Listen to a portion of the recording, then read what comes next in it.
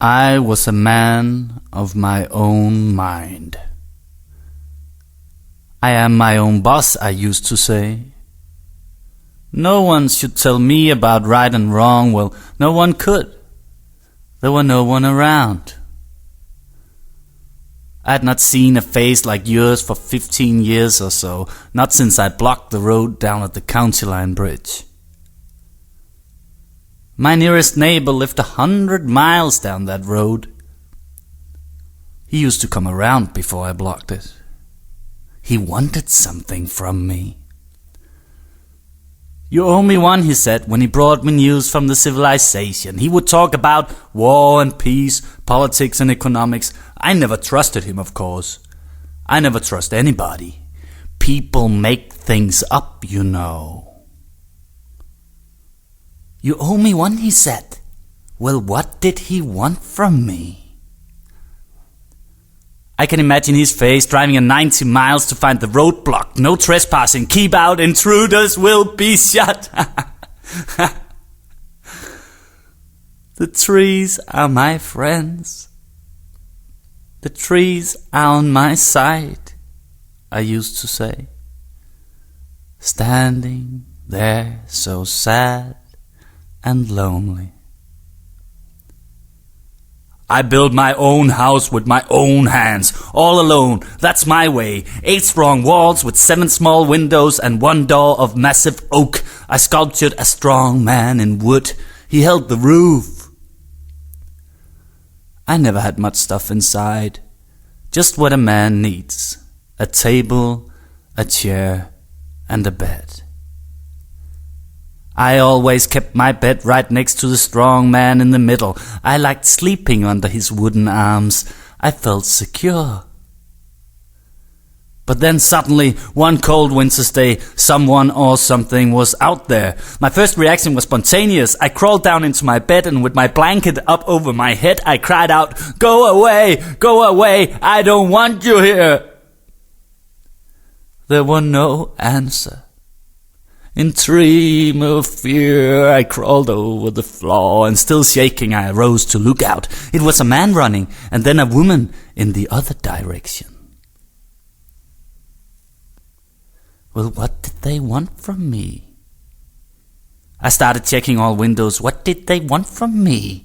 How did they get here? What do they want from me? How did they find me? What do they want from me? Are they really there? I distrusted my mind. I'm going insane, I said to myself. But then I noticed the footprints are getting deeper. As they run around my little house, they are actually there. They have no right. And with a certain mind, I opened the door, and for a couple of seconds, my eyes were alone in the crystal clear winter air. But then, from both sides, the man and the woman running, they looked at me with questions on their faces. I was the one to ask, but then bang! They burst their heads together and fell down dead on the ground. I kicked the woman gently. Get up, you're not dead. There were of course no answer to reply. What to do now? How to react on this bizarre situation? What to do and how to react? I decided I had to hide them away and fighting the frozen ground. I dug a hole, I dragged them in, but every time I stuffed in a leg here, an arm came up there. I'll cover them up with snow, even though I know that the spring sun will reveal my secret, I said to myself. And so I did, and gone they were, I thought. But the years after were terrible. I could still hear them running. Nothing was the same. Nothing was the same. If they could get here, everyone could get here. I had to leave my lonely house. I had to leave my lonely house. And now I'm on the run among the trees I once called my friends that stretch themselves upwards, higher, higher, trying hard to reach the sky. I don't even wonder why. I stumble over their roots. I fall to feel the pain, young and old. Wear a coat, I was told. Wear a coat made of love, something people can understand and touch. I listened keenly, but did it not. I had to leave to find a clear spot. I looked the devil in the eyes. I looked back strong to his surprise. I took him by the hand to show him another kind of man, and the devil kneeled down and said, "Your word is my demand." And God, he laughed and shook my hand.